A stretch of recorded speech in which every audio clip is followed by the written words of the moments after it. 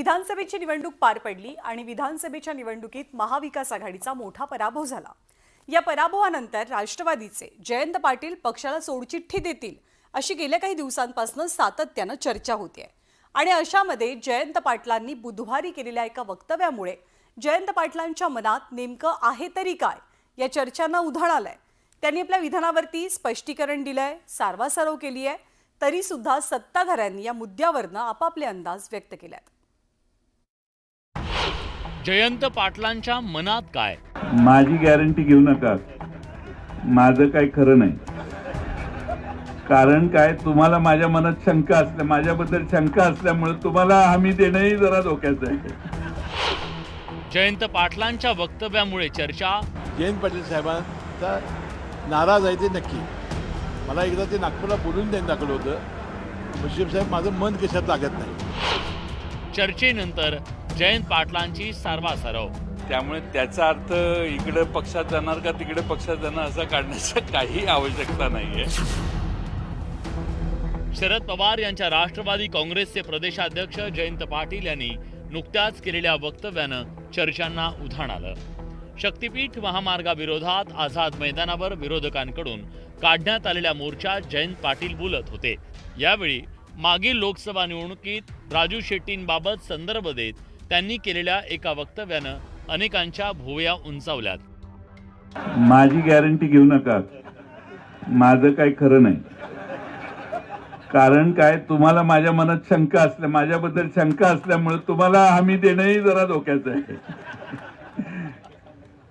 त्यांना 100 वेळा सांगत होतो, आघाडीकडून उभा राहावा।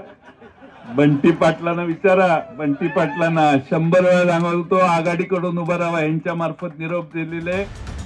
2023 मध्ये राष्ट्रवादीत फूट पडल्यानंतर जयंत पाटलांनी मात्र शरद पवारांची साथ सोडली नाही। त्यामुळे शरद पवारांनी जयंत पाटलांकडे पक्षाचं प्रदेशाध्यक्षपद कायम ठेवलं। लोकसभा निवडणुकीत शरद पवारांच्या पक्षाचे 8 खासदारही निवडून आले। मात्र विधानसभा निवडणुकीत अजितदादांच्या राष्ट्रवादीनं जोरदार मुसंडी मारली, तर शरद पवारांच्या पक्षाचं अक्षरशः पानिपत झालं। त्यातच जयंत पाटील आणि रोहित पवारांमध्ये सुप्त राजकीय संघर्ष असल्याचं बोललं जातंय। या पार्श्वभूमीवर जयंत पाटलांच्या पक्ष सोडण्याच्या चर्चा अधूनमधून सुरू असतात। आता जयंत पाटलांनीच केलेल्या वक्तव्याची रीव ओढत सत्ताधाऱ्यांनी आपले अंदाज वर्तवले।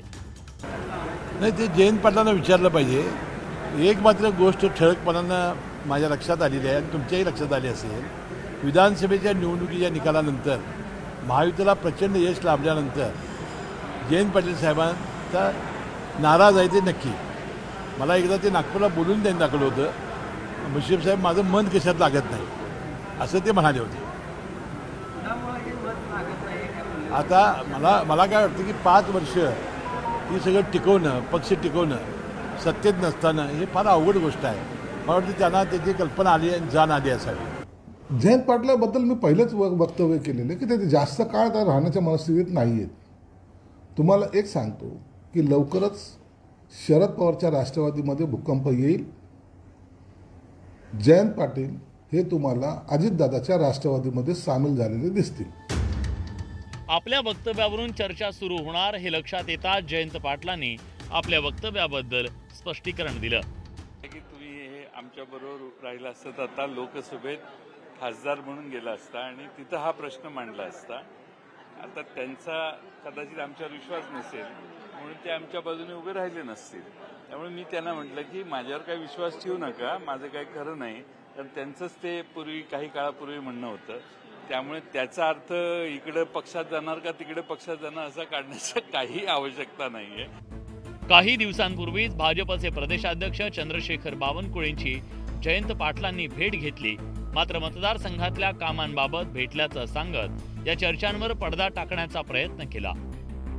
2019 मध्ये राज्याच्या राजकारणात मोठ्या उलथापालथी झाल्या। या सगळ्या पार्श्वभूमीवर जयंत पाटलांच्या वक्तव्यानं चर्चांना हवा मिळतेय एवढं नक्की। Bureau report, news 18 Lokmat, Mumbai. आणि जयंत पाटलांच्या विधानानंतर वेगवेगळ्या चर्चा जरी रंगत असल्या तरीही सुप्रिया सुळेंनी सत्ताधाऱ्यांना टोला लगावलाय। मी सकाळीच आज जयंत पाटलांना 1 तास भेटूनच आली आहे इथे यायच्या आधी। कारण का राज्याच्या दौऱ्याचं काही नियोजन करायचं होतं. आज सकाळीच मी त्यांच्याशी भेटले आणि एक गोष्ट गमतीची वाटते की त्यांची एवढी मोठी संघटना असली तरी त्यांना आजही जयंत पाटील हवेसे वाटत आहेत. It's a big flattering compliment. आणि राज्यात